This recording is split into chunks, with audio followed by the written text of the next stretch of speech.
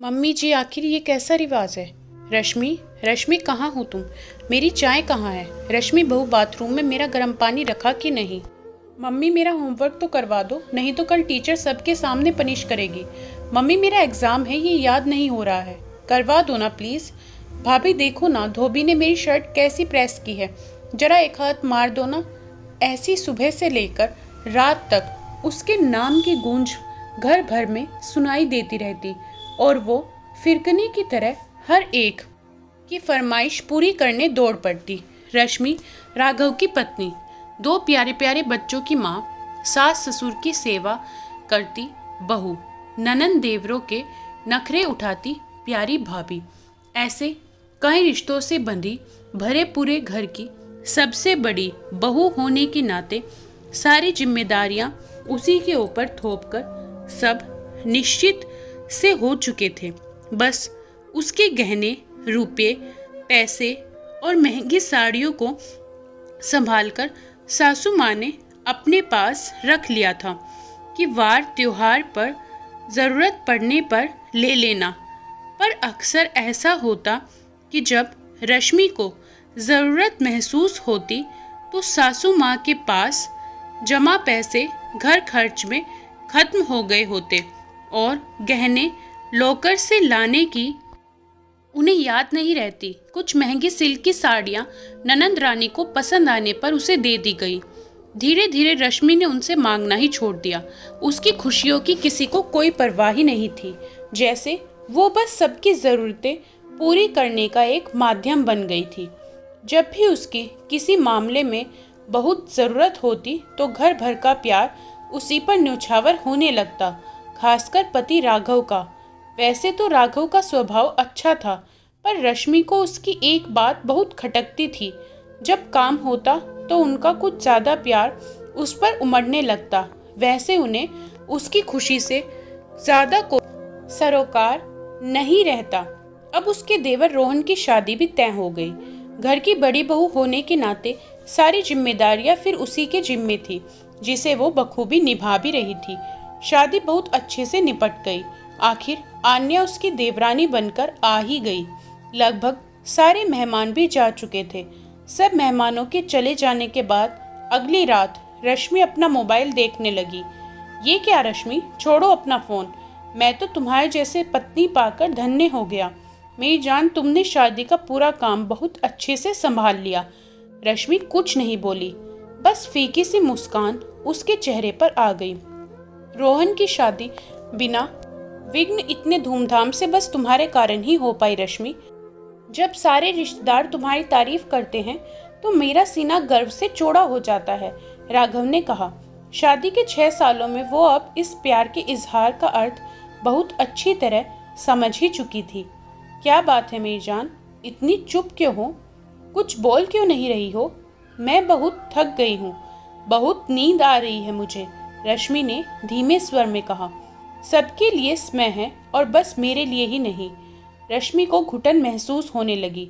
बाहर बारिश की झड़ी लगी हुई थी और उसके अंदर मानो बहुत बड़ा तूफान उठ खड़ा हुआ था।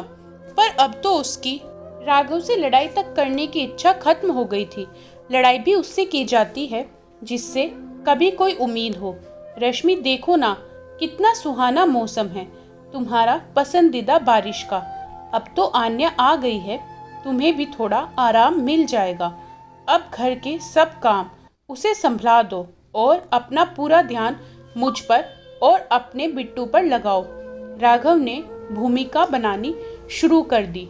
हाँ देखो, अब तो सारे मेहमान भी जा चुके हैं और आन्या की पहली रसोई की रस्म भी हो गई है। मैंने देखा है कि तुम दोनों 2-3 दिन में ही बहुत घुल मिल गई हो। बहुत अच्छी बात है, उसे यहाँ एक बहन मिल गई। रश्मि का मन हुआ कि जोर जोर से चीख कर कह दे कि अब मुझसे काम क्या है, वो सीधे सीधे कह ही दो, पर उसने अपने ऊपर काबू कर लिया। आखिर राघव की मूल बात उसे जाननी थी। हाँ राघव, बहुत प्यारी है वो। प्रत्यक्ष में रश्मि बस इतना ही कह पाई। वो पापा कह रहे थे कि कल सुबह नाश्ते के बाद सब इकट्ठे होंगे तो आन्या के मायके से आया सामान भी देख लेंगे। ओह, तो ये बात है, रश्मि ने मन ही मन कहा। तुम आन्या को अच्छे से समझा देना अपने घर के रिवाज के बारे में। कौन से वाले रिवाज? राघव रश्मि ने अनजान बनते हुए कहा। अरे वो ही जो तुमने भी बड़े प्रेम से निभाकर माँ पापा को पूरी इज्जत दी। राघव ने प्यार से उसके बालों की लट उंगली से घुमाते हुए कहा। पर कौन से रिवाज की बात कर रहे हो आप? मुझे ठीक से समझ में नहीं आया। रश्मि समझ तो गई थी, पर राघव से ही सुनना चाह रही थी। अरे जैसे तुमने अपने मायके से आया पूरा सामान, गहने, रुपये, पैसे सब माँ को दे दिए, वैसे ही उसको भी देने के लिए कह देना, जैसा अपने घर का रिवाज है। राघव, जैसे आपने मुझे ये रिवाज समझाया था, वैसे ही भैया को कहिए, वो आन्या को समझा देंगे। अरे उसको खुद को कहाँ कुछ समझ है, तुम तो सब बहुत अच्छे से संभाल ही लेती हो, ये काम भी बखूबी कर लोगी। रश्मि को बहुत गुस्सा आया। नई नवेली बहू के सामने वो ही बुरी क्यों बने, सब चुप रहकर तो भले बन जाएंगे, पर जो मैंने सहा है वो क्या आन्या भी सहेगी? रश्मि का मन विचारों के सागर में गोते लगाने लगा और उसे कब नींद आ गई पता भी नहीं चला। सुबह से ही सबका उसके प्रति प्रेमवत व्यवहार उसे रात की राघव की बात याद दिला गया। उसका मन कड़वाहट से भर गया। तभी मुस्कुराती हुई आन्या उसके पास आकर पैर छूने के लिए झुक गई। उसने आधे में ही उसे पकड़कर उठाया और गले से लगा लिया। आन्या, तुम मेरी छोटी बहन जैसी हो और बड़ी बहन के पैर नहीं छूते, गले लगते हैं। आन्या ने उसे जोर से गले लगा लिया और रश्मि बुदबुदा उठी। जो मैंने सहा है तुझे नहीं सहने दूंगी, जो मेरे साथ हुआ तेरे साथ कभी नहीं होने दूंगी मेरी बहन। और रश्मि की आंखें छलक उठी। आपने कुछ कहा दीदी? नहीं, आओ तुम आराम से बैठो, मैं चाय चढ़ा रही हूँ। कहते हुए दोनों बातें करते खिलखिलाते रसोई की ओर चल पड़ी। उधर जब घरवालों ने यह दृश्य देखा तो उन्हें लगा कि रश्मि पहले आन्या को अपने विश्वास में ले रही है, फिर वो वही करेगी जैसा उसको कहा गया है। चाय नाश्ता हो जाने के बाद भी जब रश्मि ने बात नहीं छेड़ी तब विमला जी से रहा नहीं गया। वो बोल उठी, रश्मि बेटा, आन्या से कहो अपना सारा सामान यहाँ सबको दिखाने के लिए ले आए। मम्मी जी, इतनी जल्दी क्या है, आराम से देख लेंगे, अभी खाना बनाने का समय हो रहा है। रश्मि ने टालना चाहा। राघव और ससुर जी ने उसे घूर कर देखा। ठीक है मम्मी जी, मैं अभी ले आती हूँ। कहते हुए आन्या अपने कमरे की ओर मुड़ी। बेटा, जिसने भी जो जो सामान दिया है वो सब ले आना, विमला जी ने कहा। आन्या अपने पूरे गहने कपड़े ले आई।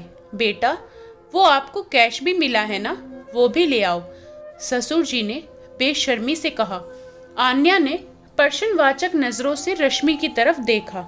अरे बड़ी बहू की तरफ क्या देख रही हो, ये तो अपने घर का रिवाज है, उसने भी सब निभाया है। सासू माँ बोल पड़ी।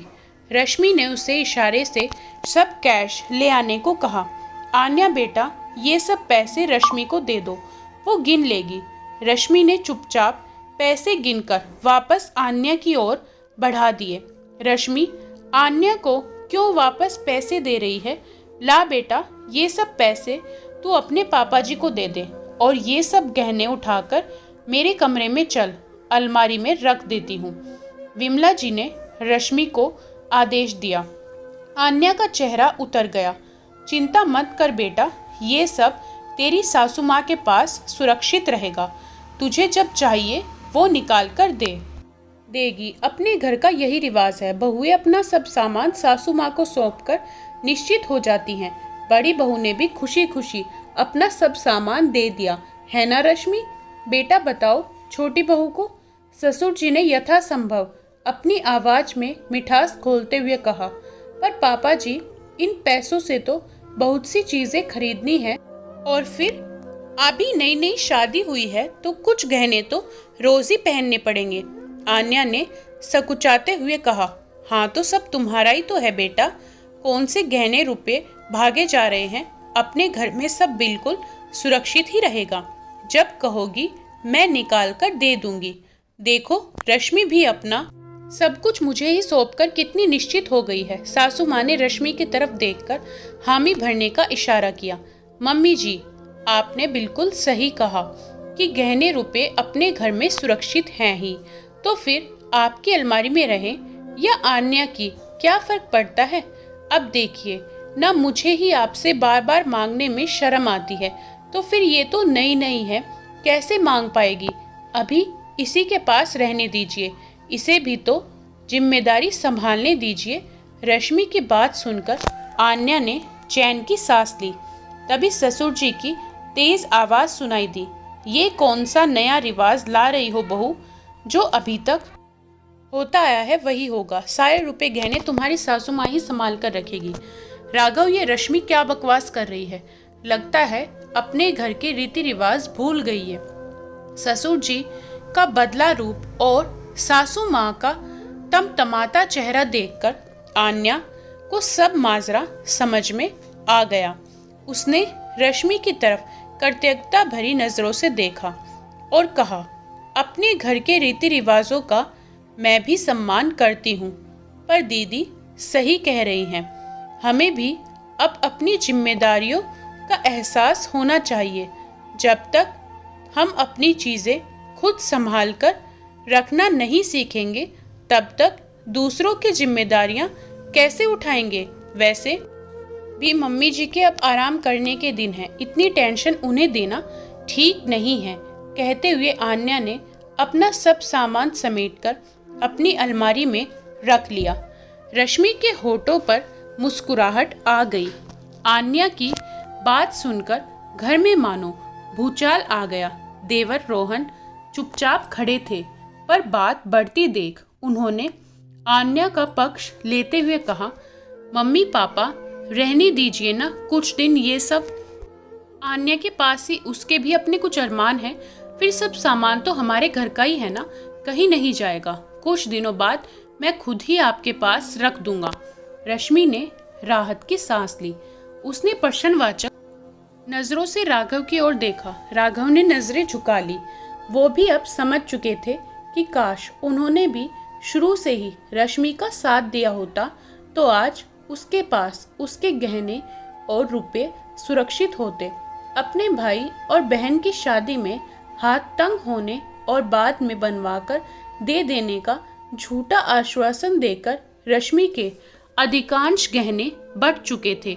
रह गया था तो हमेशा गले में रहने वाला एक पतला सा मंगलसूत्र, कान के छोटे छोटे टॉप्स और हाथ की 4 चूड़ियां ही। रश्मि के चेहरे पर संतोष भरी मुस्कान थी और आन्या कर्तव्य भाव से उसे देख रही थी। उसके जीवन के इस नए अध्याय में यह बहुत मधुर पल था जब उस इतनी अच्छी जेठानी के रूप में बड़ी बहन मिल गई थी, जिसने सुबह सुबह पहले ही आन्या को सब समझाकर उसे आश्वासन दे दिया था कि जो मेरे साथ हुआ वो तुम्हारे साथ कभी नहीं होगा। भले ही उसके रुपए गहने उसको ना मिल पाए हों, पर उसने अपनी देवरानी के साथ वो सब होने नहीं दिया जो उसने सहा था। और रश्मि के लिए भी मानो यह सुबह आशाओं की नई किरण लेकर आई थी। आज आन्या के साथ अन्याय ना होने देना उसकी जिंदगी के सबसे खुशनुमा पलों में से एक था। दोस्तों, अक्सर देखा गया है कि नई बहू के सारे गहने रुपए ससुराल वाले अपने पास रख लेते हैं और उसे कुछ नहीं देते, जबकि शादी में मिले हुए हर एक सामान पर उस बहू का हक होता है, वो उसका स्त्री धन है। दोस्तों, कैसी लगी आपको ये कहानी, हमें कमेंट में बताएं। वीडियो को लाइक करें, शेयर करें और चैनल पर नए हो तो सब्सक्राइब जरूर करें।